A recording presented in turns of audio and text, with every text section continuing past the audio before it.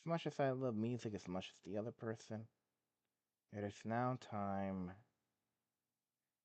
to begin the Bible study. And again, as I said before we began, this this younger life of Amen Allah to me ferret and glad. I like these songs too a lot. But yes, I was saying, this chapter really is, to me, this is one of my more personal chapters because it did affect me a lot in real life back when I was just younger. And we're going to be reading it all together. How ready am I? I don't think any of us is ever ready. Be it for Christ, for this world, or any mission. But we must press on. And that is my mission, to press on and teach these things. Let us begin. Revelation 13.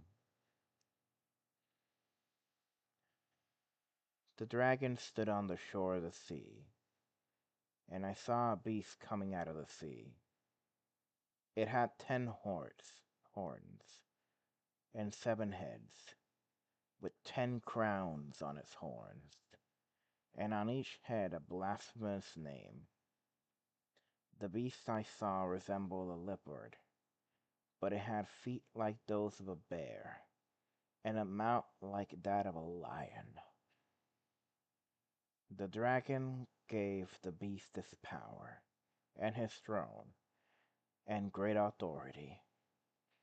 One of the heads of the beast seemed to have a fatal wound, but the fatal wound has been healed.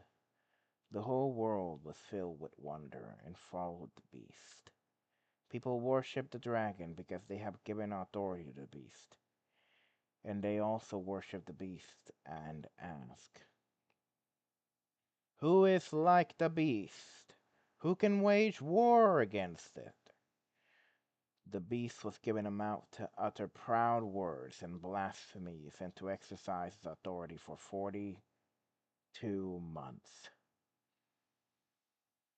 It opened its mouth to blaspheme God and to slander his name and his dwelling place and those who lived in heaven.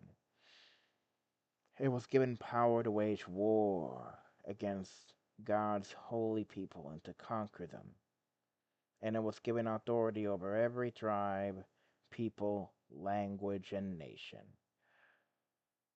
All inhabitants of the earth will worship the beast, all whose names have not been written in the book of life, the Lamb who was slain from the creation of the world. Whoever has ears to hear. If anyone go into captivity they will go. If anyone is to be killed with the sword they will be killed. This calls for patient endurance and faithfulness on the part of God's people. Then I saw a second beast coming out of the earth. It had 2 horns like a lamb, but it spoke like a dragon. It exercised all the authority of the first beast on its behalf, and made the earth and its inhabitants worship the first beast, whose fatal wounds have been healed, and it's performed great signs, even causing fire to come down from heaven to the earth in full view of the people. Because of the signs it was given power to perform on behalf of the first beast, it deceives the inhabitants of the earth. It ordered them to set up an image in its honor of the beast who was wounded by the sword and yet lived. The second beast was given power to give breath to the image of the first beast so that the image could speak and cause all those who refused to worship the image be killed. It also forced all people, and this is This is where we're getting to the part where it most scared me. It also forced all people, great and small, rich and poor, free and slave, to receive a mark on their right hand or on their forehead, so that they could not buy or sell unless they had the mark, which is the name of the beast or the number of its name. This calls for wisdom. Let the person who has insight calculate the number of the beast, for it is the number of a man. That number is 6,666.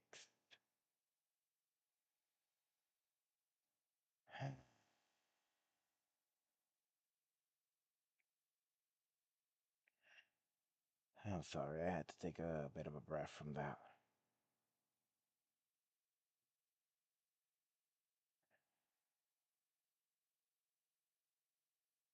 I am not a.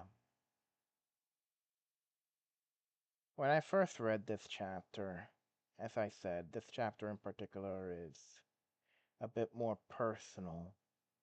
When I read the whole verse of no one will be able to buy or sell unless they have the mark, it really showed me, and later on when I did a bit more research about the RFID chip, which is pretty similar to this thing that it's saying, it made me realize that soon enough, all this world will truly become a fully autocratic system unlike anything this world has ever seen. It'll be levels of dictatorial bigger than any other autocratic nation in existence. It'll be probably even worse than China. And China is not exactly a very free nation either.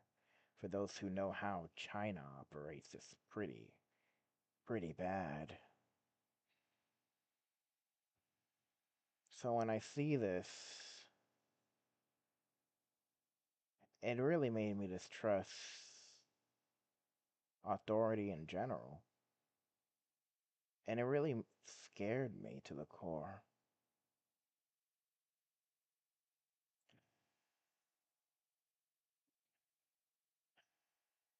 I'm sorry. UN sculpture looks like a lot the enemies referred in Daniel's dream. Yep. Hmm. I am not a big fan. I'm sorry. Origin and appearance. John sees a beast rising out of the sea with 10 horns and 7 heads, with 10 diameters on its horn, and a blasphemous name on each head. The beast described being a leopard with feet like bear and a mouth like lyre. This beast is a composite of the four beasts Daniel saw in his vision, Daniel 7, which represents the successive world empires. This signifies that the final Antichrist empire will incorporate the cruel, conquering, and global nature of all previous human empires. The, the sea from which it rises often represents the restless masses of humanity or the chaos, the nations. The 10 horns and 7 heads connect to the beast directly to the dragon from Revelation 12. The dragon gave him power in his throne and great authority. This is a key point. The Antichrist is not merely a wicked human leader. He is Satan's chosen and empowered agent. One of the heads of the beast appeared to have suffered a mortal wound that was healed. This is a demonic counterfeit to Christ's death and resurrection. It makes the world marvel and follow the beast. This healing will likely be a key part of the false prophet's deception. He out the Antichrist quite literally substitutes and replaces everything that Christ gets.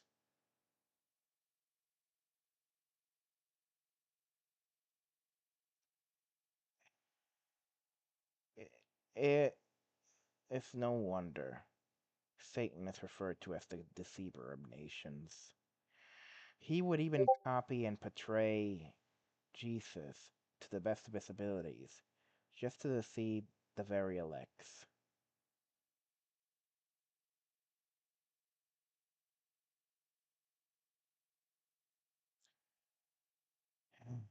I'm sorry. I'm sorry if I keep pausing a little bit. It's just that I was never ready for this one, but let's move on to the next part of this. The beast is given authority to act on 42 months, 3.5 years, the same period of the time the woman was in the wilderness. He speaks blasphemies against God, his name, his dwelling, and those who dwell in heaven. He wages war against the saints and conquers them. Connecting verses, 2 Thessalonians 2 3 4. Let me just copy and paste this so you guys can actually just see. Come on. Come on, let me copy it, please. There we go.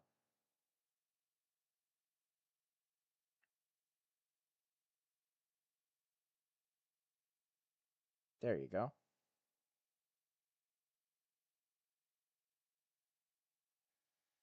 Paul describes the man of lawlessness who will exalt himself against God. This beast represents the ultimate form of a one world political and economic system. The idea of a charismatic world leader who brings temporary peace and is worshipped by the masses is a theme that resonates throughout history. The mortal wound is a chilling symbol of a false messiah who mimics Christ's resurrection, leading humanity astray.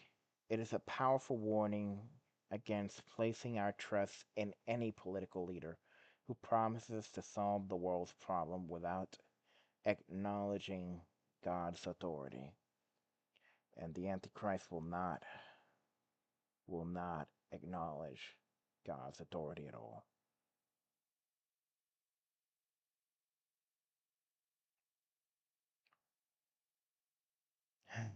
I'm sorry. The beast of the earth, verse 11 to 18. John sees another beast rising out of the earth. It has two horns like a lamb, but spoke like a dragon. This beast is often called the false prophet. He appears gentle and harmless, like a lamb, a symbol of Christ, but his words and action reveal his true evil nature. The earth from which it rise may represent its national or religious base. It appeals to the common people. The false prophets exercise the full authority of the first beast on his behalf. He directs all people on earth to worship the first beast. He performs great signs, even making fire come down from heaven to earth in front of people. A mimicry of God's power, he deceives those who dwell on earth with these signs. Then the image of the beast and the mark.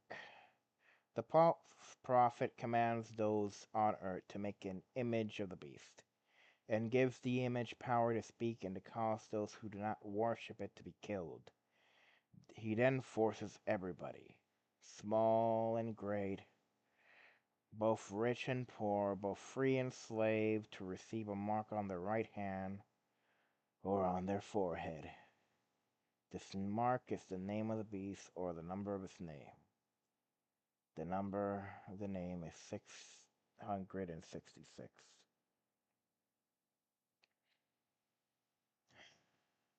No one can buy or sell unless the mark is an economic control that forces allegiance to the beast.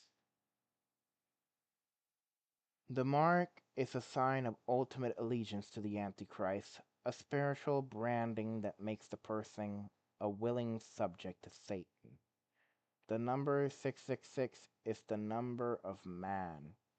It represents imperfection and humanity's failure to attain the divine perfection of the number 7. It is a symbol of a fallen humanity's rebellion against God and man's center system that is incomplete and destined for judgment. This beast and the mark are a powerful warning against the co-opting of religion and technology for evil. The false prophets represents the ultimate corruption of spiritual authority, using miracles and religion's fester to deceive. The mark and the economic control system resonates deeply in a world where technology allows for a level of global surveillance and control never before possible. It is a chilling reminder of the dangers of surrendering our freedom and our fate to a system that promised security but demands absolute allegiance. It challenges us to be vigilant and to refuse compromise our fate no matter the cost.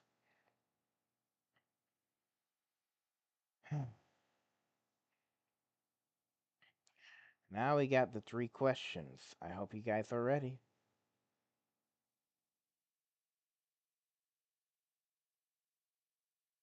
This is the one that I'm most excited for. You guys answering the questions. Chapter 3 describes the false trinity of Satan, the beast from the sea, and the beast from the earth. How does this mimic the Father, Son, and the Holy Spirit? And what does this tell us about the nature of Satan's deception?